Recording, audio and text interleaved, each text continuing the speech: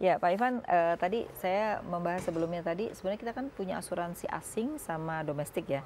Kalau yang domestik tuh banyak kan punya BUMN, tapi Mhm, kalau yang non BUMN tuh banyak kan punya asing sebenarnya ya, kalau iya kita lihat ya. Nah, sejauh mana ini kan juga melibatkan perusahaan-perusahaan asing di Indonesia yang juga menjual polis kepada masyarakat Indonesia gitu. Nah, sejauh mana sih memang transparansi ini gitu akhirnya membuat orang itu kalau masuk ke asuransi itu merasa nyaman gitu loh.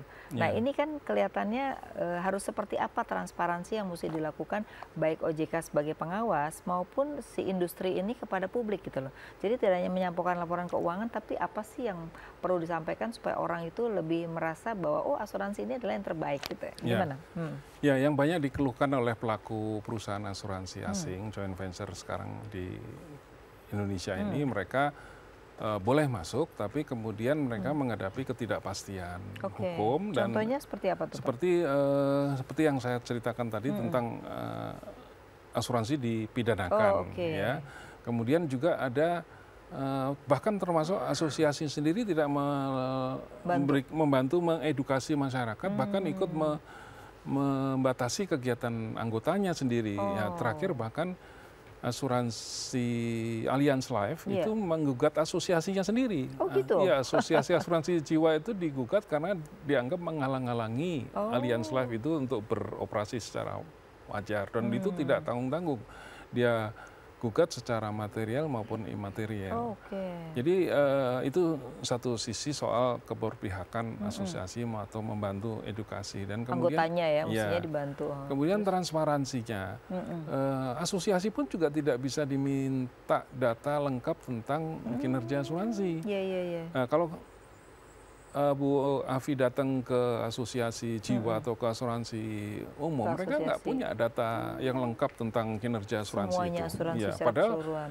eh, Laporan kan ada, setiap Pak. anggota itu melapor kepada Hmm. OJK, baik bulanan, triwulanan, semesteran, Iya. tahunan itu dilaporkan ke OJK. Tapi asosiasinya sendiri nggak punya data itu. Hmm. Sehingga sekarang Bagaimana ini, bisa kasih masukan, Pak, kalau ya tidak punya data? persis. Ah. Jadi yang menjadi kendala sekarang di kalangan industri sendiri tidak punya data yang mereka bisa akses untuk melihat kinerja asuransi. Iya, iya, iya. Yang sangat kelihatan sekarang ini Hmm.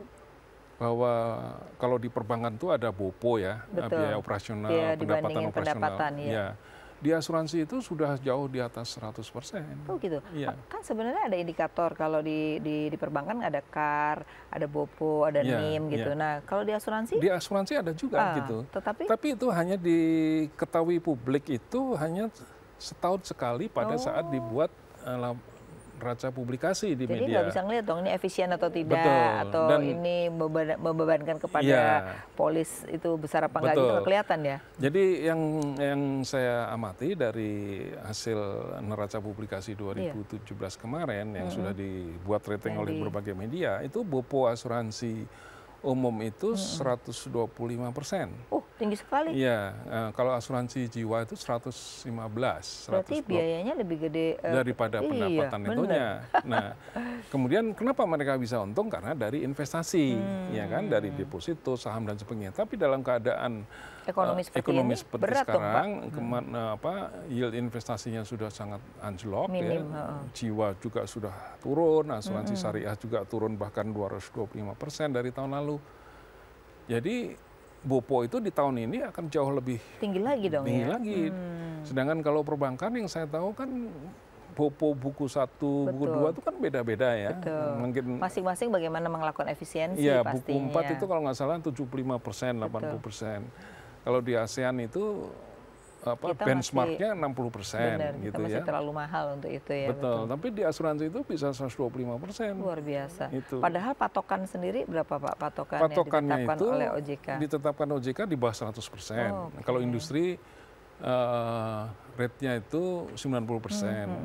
Yang bagus itu di bawah 90%. Jadi kalau melihat situasi yang Bapak sampaikan tadi, kita punya berapa asuransi jiwa, Pak, di Indonesia Sekarang ini asuransi jumlahnya kerugian perusahaannya? ada 73, asuransi jiwa ada 54. 54. Nah itu sebagian besar BOPO-nya atau kalau di atas kita 100. di atas 100.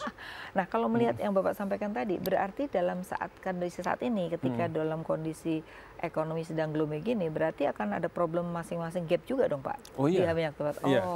Jadi kalau tahun lalu itu sebagian besar asuransi itu boponya di atas 100%, atau katakanlah secara operasional mereka rugi atau tidak efisien. Di tahun 2018 ini akan lebih besar lagi, lebih berat lagi karena iklim investasi di pasar modal. Nah, kalau gini strategi apa yang mesti dilakukan agar tetap pemegang polis ini merasa nyaman? Kalau enggak kan nanti semua orang klaim lebih bahaya lagi Pak. Ya. Bisa kayak waktu tahun 98 semua orang yang sibuk. terjadi sekarang itu karena pemerintah atau OJK ini regulator membolehkan nasabah mendapatkan komisi, mendapatkan diskon. Iya. Nah, itu mengakibatkan diskon atau komisi yang seharusnya menjadi haknya pialang atau agen yang resmi ya. Betul. Itu diberikan kepada nasabah. Nah, kemudian pialang atau agen ini mencari yang disebut engineering fee. Engineering fee itu besarnya sangat berlebihan sehingga membuat asuransi itu sudah menjadi sangat tidak efisien dari sisi biaya komisi, belum lagi biaya. Tapi itu diperbolehkan? Diperbolehkan untuk memberikan komisi atau diskon kepada nasabah. Ingat, belum lama kan ada satu petinggi asuransi BUMN yang ditersangkakan oleh KPK itu karena kasus dugaan angket fiktif itu. Itu gara-gara jadi diambil sendiri yang tadi itu. Surat edaran OJK-nya membolehkan komisi itu diberikan kepada nasabah. Padahal secara underwriting diskon itu hanya bisa diberikan sebagai insentif kepada nasabah karena dia melengkapi gedungnya dengan alat pemadam kebakaran gitu loh. Jadi kalau dia pasang sprinkler atau pasang tabung pemadam itu, karena itu dia resikonya lebih kecil lah ya. Jadi karena dia diskon. Memitigasi sendiri secara underwriting, dia memitigasi dirinya sehingga dia berhak mendapat diskon. Itu secara teknis underwriting. Itu boleh. Teorinya begitu, tapi oleh OJK dibuat SE bahwa nasabah pun boleh siapapun gitu loh. Jadi tanpa ada prasyarat tadi bisa dikasih gitu ya. Nah, itu akibatnya yang nyata-nyata terjadi itu tadi timbul kasus di mana BUMN asuransi petingginya disangkakan karena menerima tadi membuat agen fiktif lah sehingga seolah-olah dia berhak gitu. Betul. Nah, kalau melihat situasi seperti ini kan artinya udah lampu kuning ya gitu, mendekati lampu merah gitu. Nah, ini supaya ke depan ini ada transparansi yang lebih baik, apa dari konsumennya, terus kemudian dari perusahaan asuransinya gimana nih Pak? Tadi bahwa asuransi pun harus mendisiplinkan diri lah melalui asosiasinya, harus menghentikan perang tarif yang disebut dengan engineering fee tadi. Kita sekarang harus duduk bareng, kita hentikan praktek perang tarif ini, memberi persaingan sehat gitu ya. Persaingan itu harus dengan pelayanan lah, bukan dengan banting-banting harga gitu ya.